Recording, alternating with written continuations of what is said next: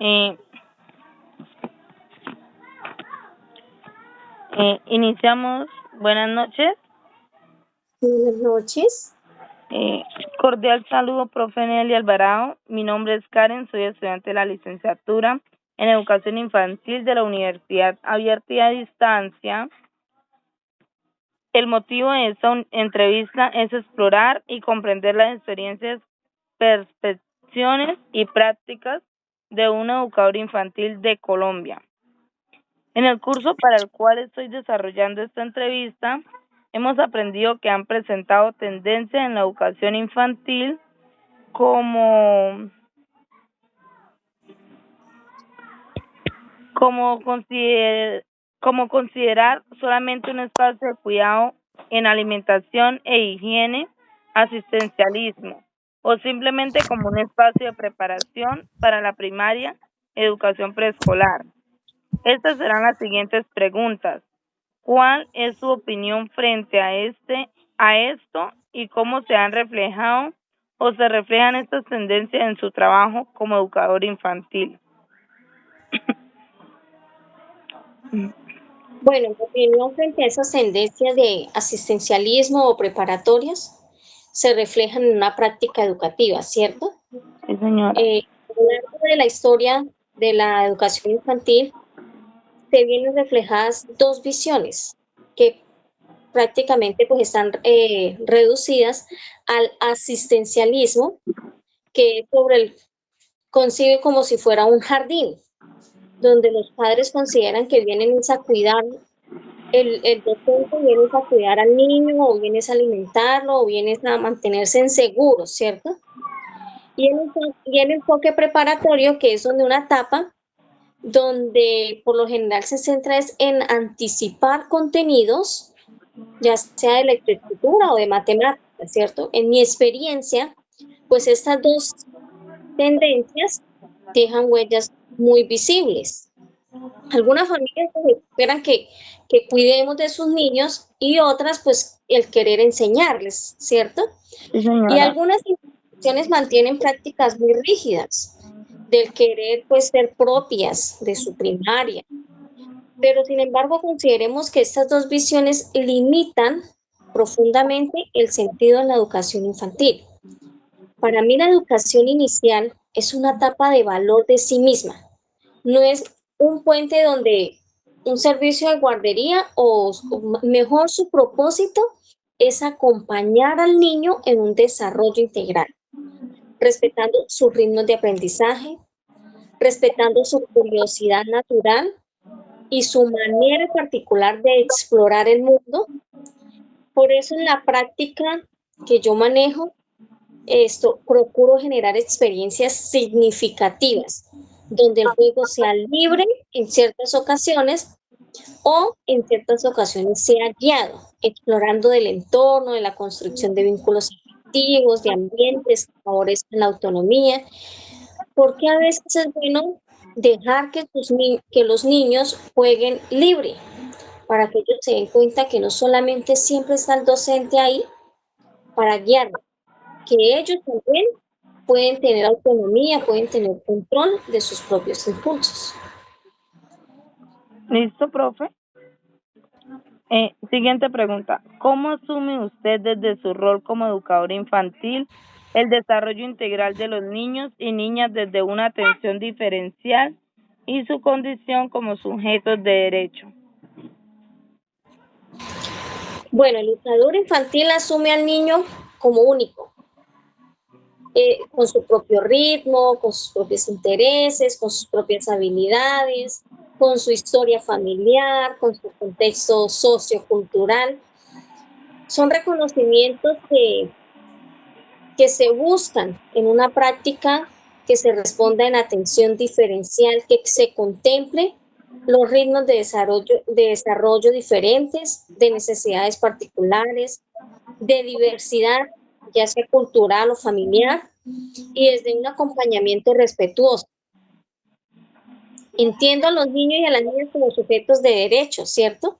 Sí, Que señora. participen, que opinen, que decidan, que tengan voz.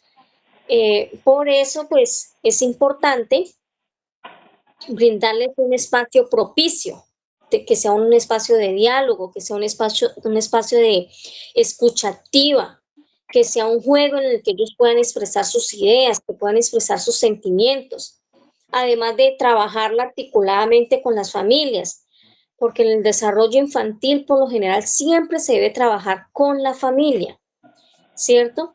Que Sí, sean señora. entornos protectores, que sean entornos de respeto, que donde haya una coherencia que garantice los derechos de cada uno de estos sujetos que tenemos en nuestras manos. Sí, señora. ¿Listo, profe? La tercera pregunta, ¿qué opina usted sobre la categoría que se han venido trazando a lo largo del tiempo y las concepciones de los diferentes postulados sobre niños, niñas, infancia, niñez e infancias? Bueno, estas categorías han cambiado. A lo largo del tiempo siempre se reflejan transformaciones, ya sean culturales, sociales, educativas o políticas, ¿cierto? Entre niño y niña, hoy se entiende solo como seres en formación, sino como personas completas con capacidades, con necesidades, con emociones, con derechos y una manera particular para comprender el mundo, ¿cierto? Han pasado de ser vistos como futuros adultos a ser reconocidos como los protagonistas del presente. En infancia y en niñez se comprenden construcciones sociales, no son biológicas, lo que significa hacer que el niño varía según la etapa, según la época, según la cultura, según la clase social, según el territorio, según el género, también según las condiciones familiares que tenga el niño. Infancias, en plural, infancias, esta categoría es especialmente relevante, pues reconoce que existe una sola persona en la manera de vivir su infancia. Hablar de infancias permite visualizar la diversidad, infancias urbanas, rurales, indígenas, con discapacidad, en vulnerabilidad, entre otras, ¿cierto? Desde mi rol, esta comprensión me obliga no a homogeneizar, sino a leer las experiencias individuales y colectivas, a pensar propuestas flexibles que respondan a la realidad de cada uno de los grupos y de cada uno de los niños, ¿cierto? Sí, señora. Seguimos. En el programa de la licenciatura en educación infantil en la UNAP, le apostamos al concepto de infancias, todo, toda vez que se reconocen posibilidades diversas de ser niño y niña en el mundo. Y en esa medida se plantea como centro del proceso formativo de nuestro programa la necesidad de comprenderlas, potenciarlas y hacerlas sujeto de trabajo académico, pedagógico y educativo en función del mejoramiento de sus condiciones de vida. La pregunta es, ¿cómo cree que esta apuesta conceptual contribuye a la atención integral y el enfoque diferencial para trabajar con esta diversidad infantil? Bueno, la apuesta por el concepto infancias es fundamental porque nos permite reconocer que no existe una única manera de vivir y experimentar ser niño o ser niña. Cada infancia está marcada por factores culturales, familiares, sociales, territoriales, económicos y emocionales. Esta comprensión evita que trabajemos con modelos homogéneos y nos invita a generar acciones pedagógicas que respondan a necesidades reales y diversas. De esta mirada se fortalecen prácticas de atención integral que articulan lo emocional, lo social, lo cognitivo y lo cultural. Se promueve también un enfoque diferencial que reconocen particularidades étnicas, de género, de capacidad, de territorio o de condiciones socioeconómicas. También se diseñan ambientes y experimentan educativas flexibles, inclusión y respetuosa. En general, esta pieza conceptual amplía nuestra capacidad para leer la diversidad infantil y responder de manera pertinente y transformadora. Sí, señora. La siguiente pregunta. Desde su experiencia docente y su formación académica, ¿considera que tiene las bases pedagógicas y herramientas necesarias para trabajar en contextos educativos, inclusivos e interculturales y donde se integre la perspectiva de género? ¿Por qué? Bueno, lo considero que mi formación académica y mi experiencia docente han sido una base sólida para trabajar en contextos, variedad de contextos.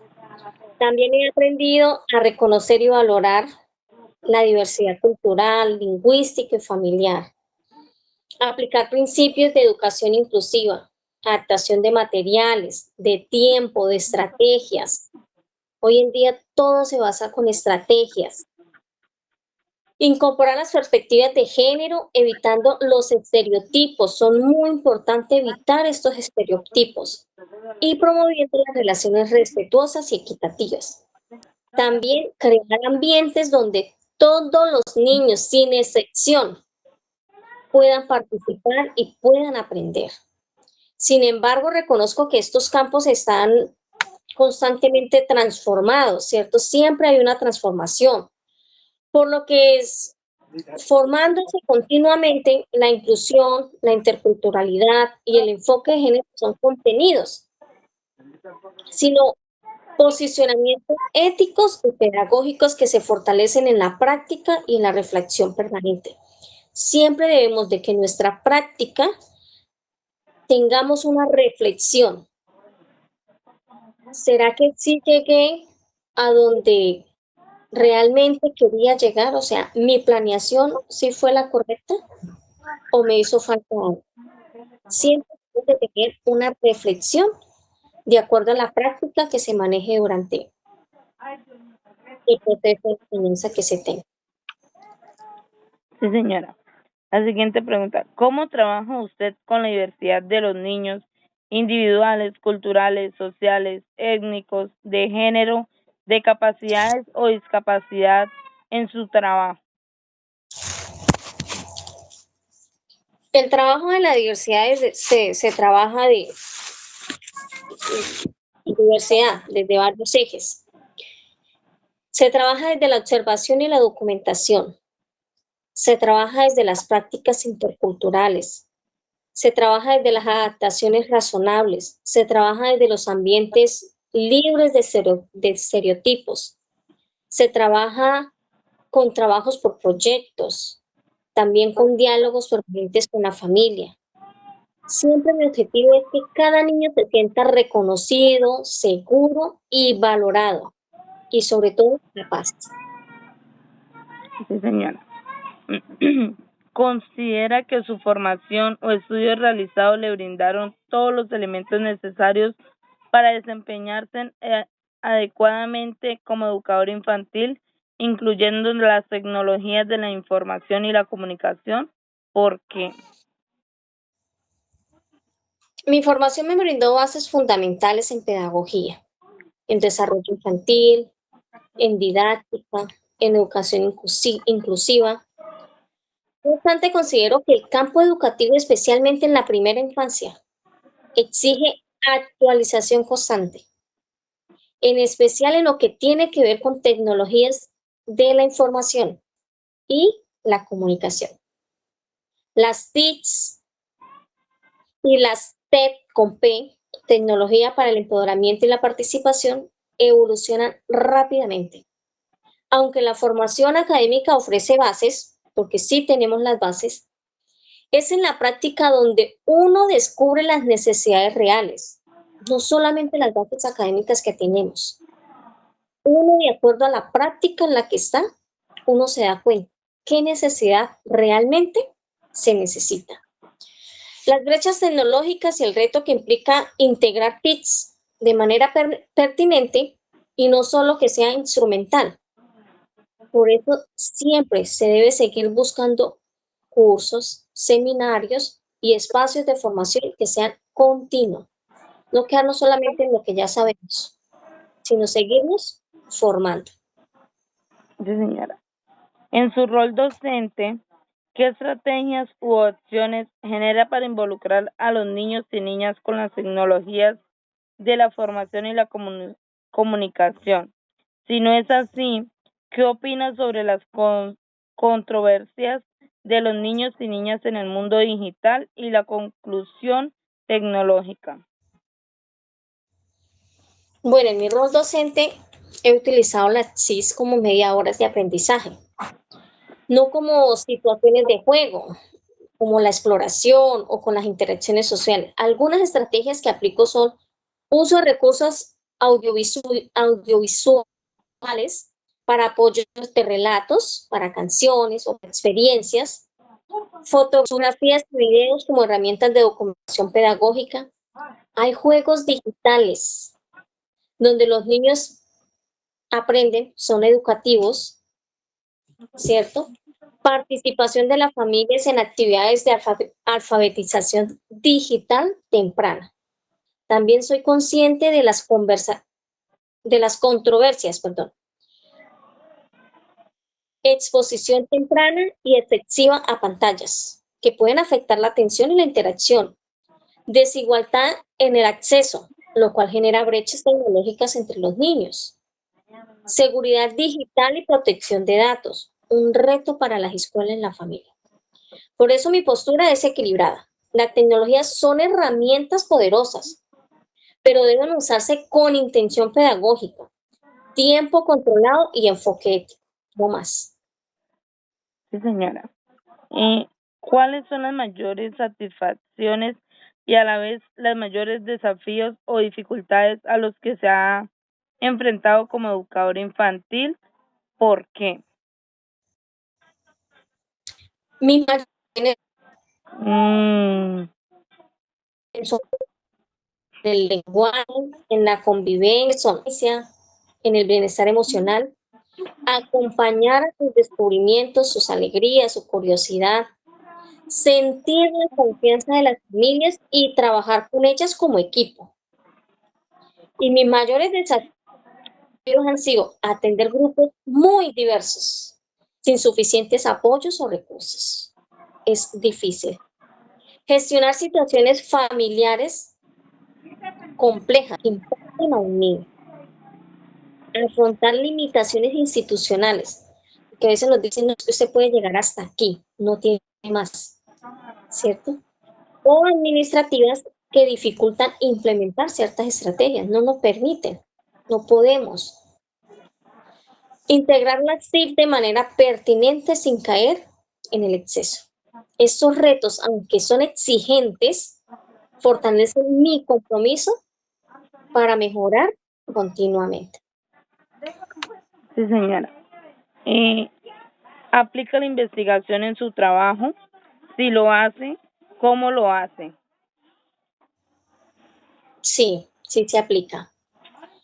Aplico la investigación desde un enfoque práctico y pedagógico. Se refleja en la observación sistemática de los niños y del proceso. Se refleja en la documentación pedagógica, como recolección de evidencias para tomar decisiones, ¿cierto? Se refleja desde pequeños proyectos de aula, donde se indagan intereses de los niños y se construyen respuestas pedagógicas. Se reflejan desde la reflexión sobre mi práctica, revisando las estrategias, los resultados y las oportunidades para poder mejorar. También se refleja con las consultas de literatura actual, las normativas, las experiencias de otros educadores. Para mí, investigar no es solo producir algo escrito, ya sea académico, sino mirar con intención, con preguntar, con analizar y transformar lo que ocurre en el aula para mejorar las experiencias con los niños. Sí, señora. Bueno, profesora, la entrevista mía. Muchas gracias por su atención, por colaborarme en eso. Bueno, sí, señora. Muchas Bueno, gracias por mucho. bueno, gracias a usted, profe. Hasta luego. Hasta luego.